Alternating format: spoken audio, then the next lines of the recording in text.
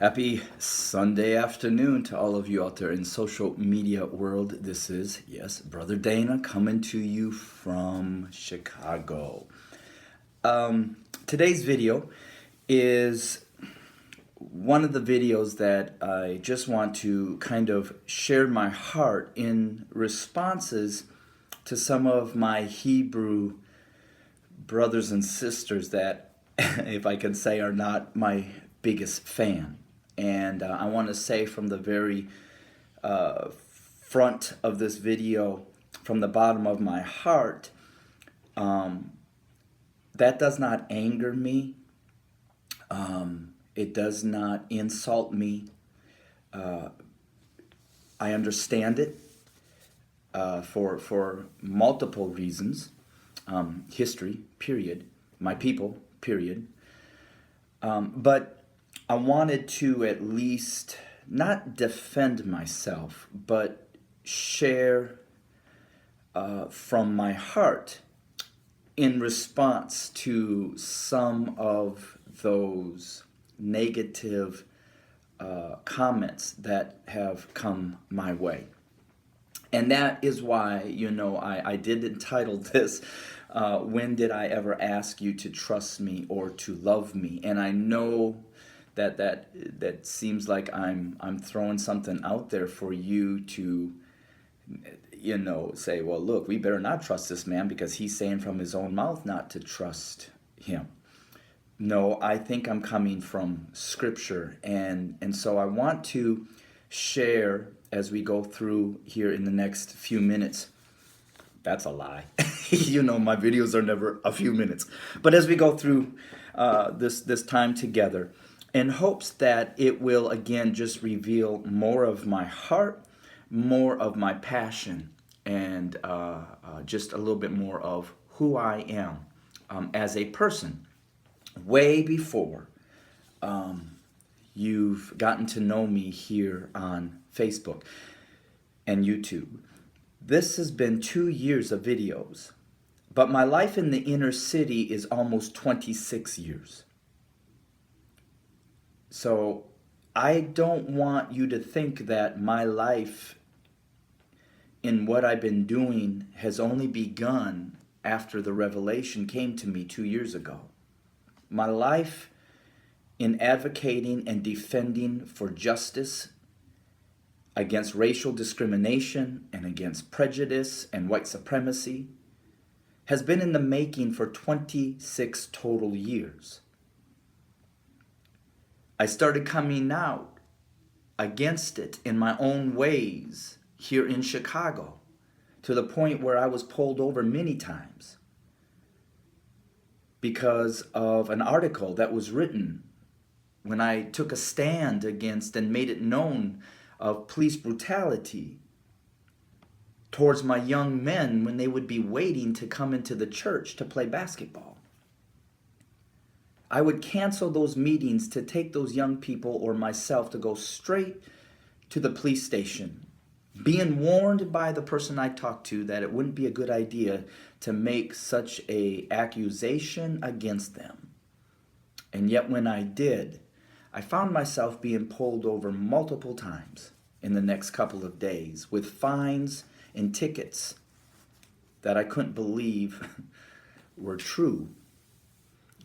So I want to start off with, I hope I've never said in any of these videos that you should trust Dana, that you should love Dana. But I hope that my point in all these videos was for you to be encouraged, because a revelation of who you are was given to me by Yah. And the reason why I don't ask you to trust me like that is because I've only come up with 3 different verses, but there's multiple verses. Psalms 118:8. It is better to trust in Yah than to put confidence in man. Jeremiah 17:5. Thus saith Yah, cursed be the man that trusteth in man and maketh flesh his arm, and whose heart departeth from Yah. Galatians 6:3. For if a man think himself to be something when he is nothing, he deceiveth himself. I hope that my videos don't come across as I'm trying to make myself be something other than a servant of the Most High that has a calling placed on my life from Him the day that He revealed to me who His true, chosen, precious people are, to now live that life, not just advocating for my black family as I did the first 24 years, but now specifically advocating for the chosen people of the Most High. So then my question is, did Yah lie to me? Was the revelation I was given concerning you, the chosen people of the Most High, from the enemy? Either it was from the enemy, and I am a lunatic deceiving all of you, or it was the truth. So those who say that I am not to be trusted, I also agree, because the word declares that no man should be trusted. The word also declares that my ancestors, the Gentiles, in Jeremiah 16:19, O Yah, my strength and my fortress and my refuge in the day of affliction, the Gentiles, my family, my heritage, shall come unto thee from the ends of the earth and shall say, surely our fathers have inherited lies, vanity, and things wherein there is no profit. So if those of you that don't trust me because of my heritage, I want you to know, how do you think I can trust my heritage when they have lied to me about so much as well? As much as they have tried to deceive you all these years, they have deceived me all these years.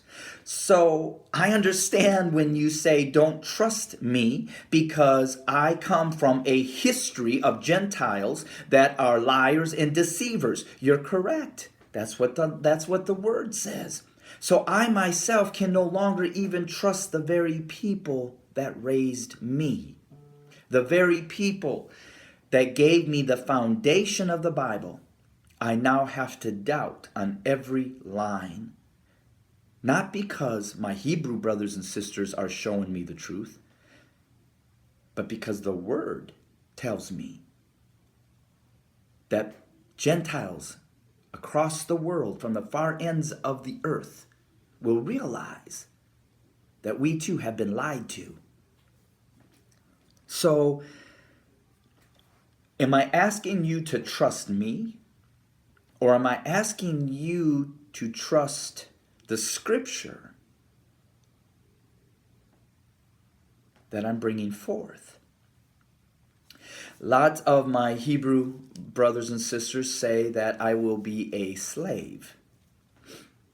Well, when I look at Rahab, who escaped destruction by putting her faith in Yah and protecting the spies, I would rather be a slave in the kingdom of Yah than to be like the rest of those civilians of the city of Jericho. I would rather be a slave in the kingdom of Yah than to rot in hell.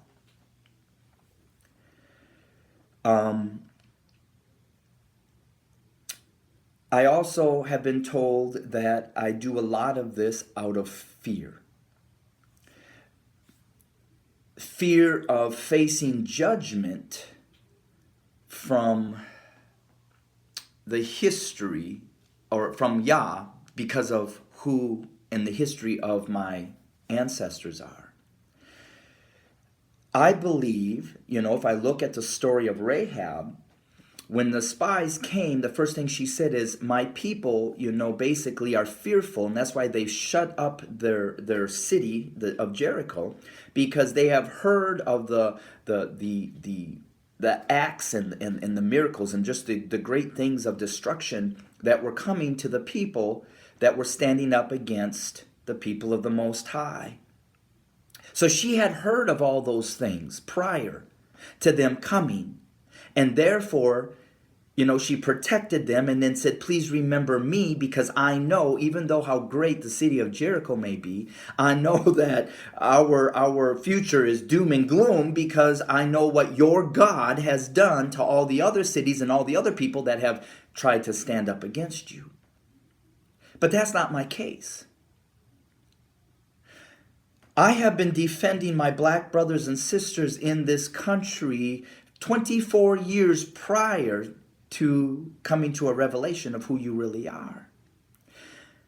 I have actually put myself in pain. I have put myself in harm's way over these past years, because the people that I fear are the same people you fear. Not my black brothers and sisters, but my white family members, because I know what they do to anybody that tries to stand up against them, including their own white women that stand up and try to say, you are abusing me, you are hurting me. And when they do, what do my forefathers do to those women? They destroy them. So for all these years, the fear has not come from Yah, but it has come from my own ancestors that have called me traitors, who have called me all kinds of names, have warned me and threatened me, even prior to coming to this truth.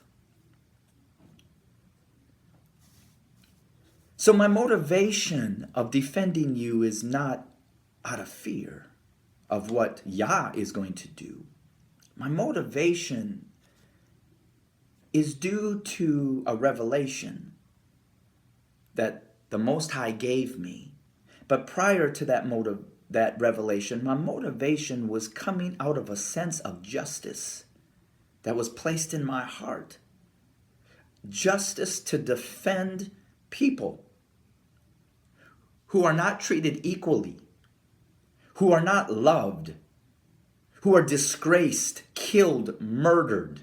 And I'm not talking about before I was born, I'm talking about right now. So how could I not be a good human and not defend a group of people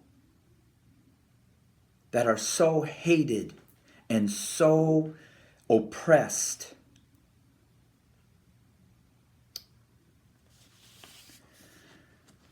I also get some people that say I'm doing this out of money.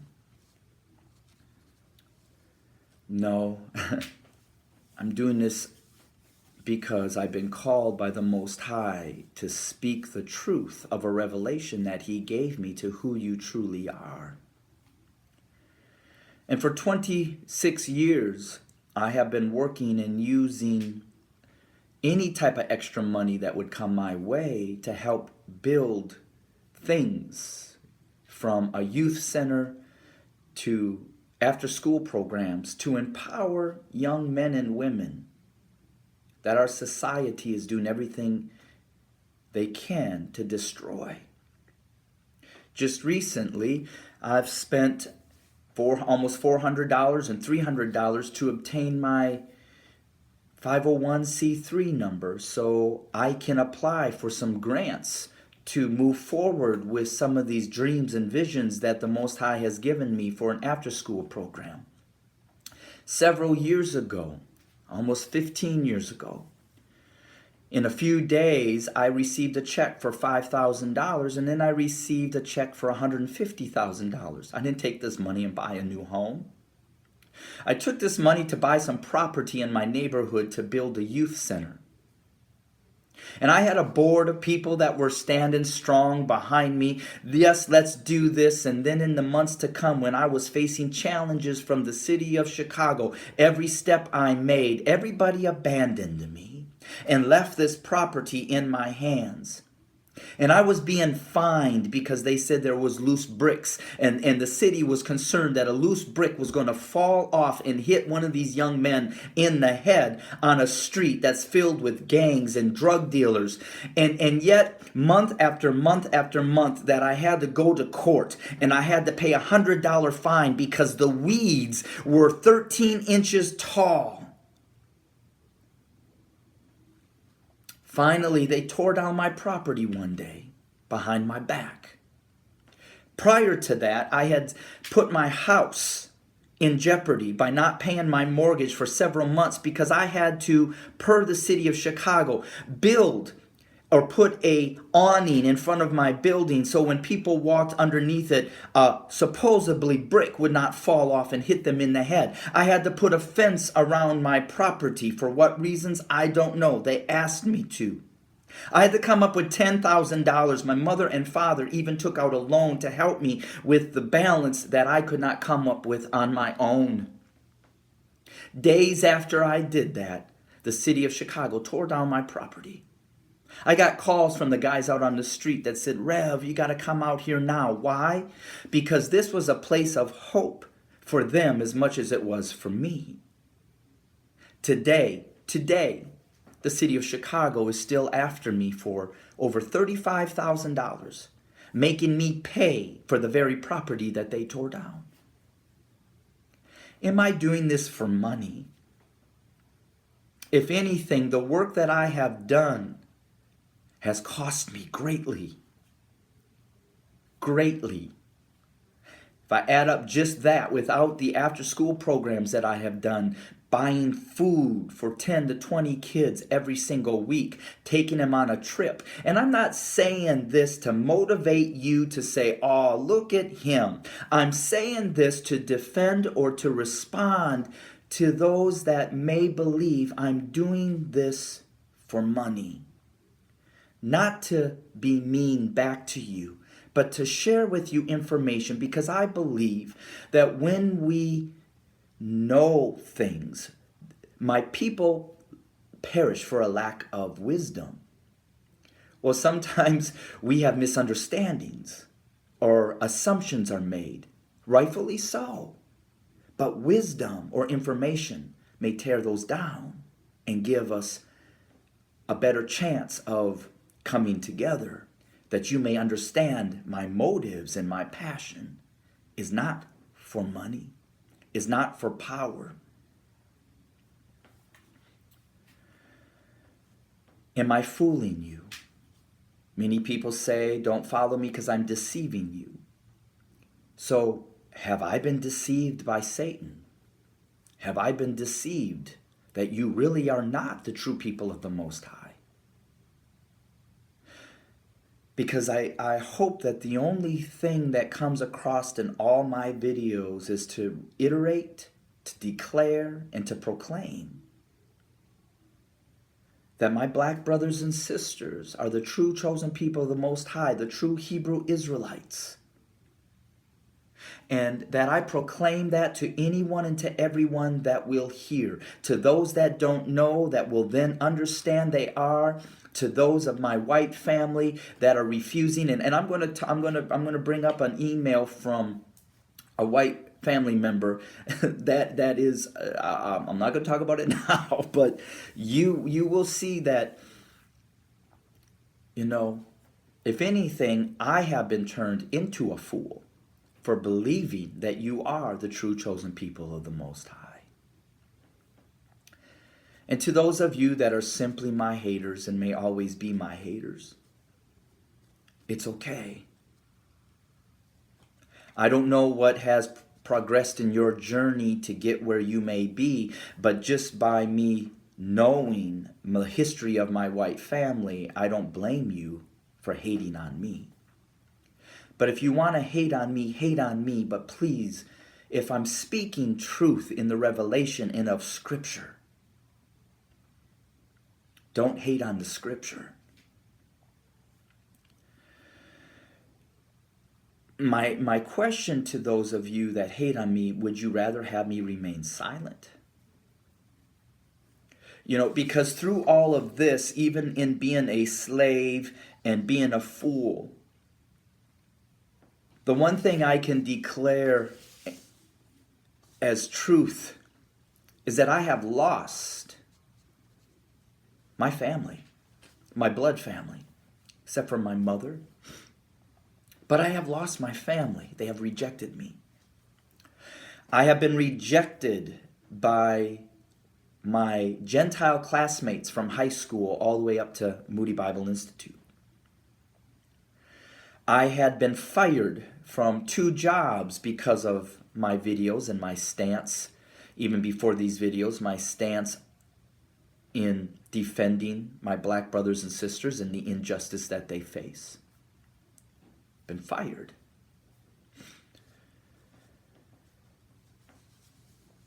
So,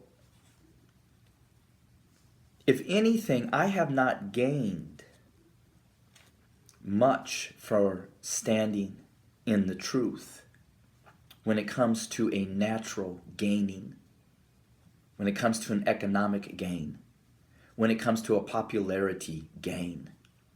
If anything, I have lost dearly in all those areas.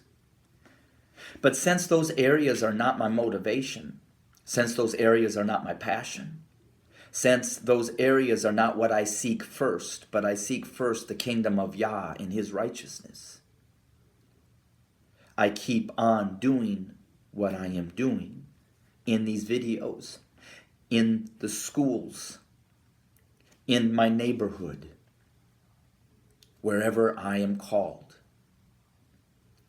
2 Timothy 3:13-17, but if evil men and seducers shall wax worse and worse, deceiving and being deceived.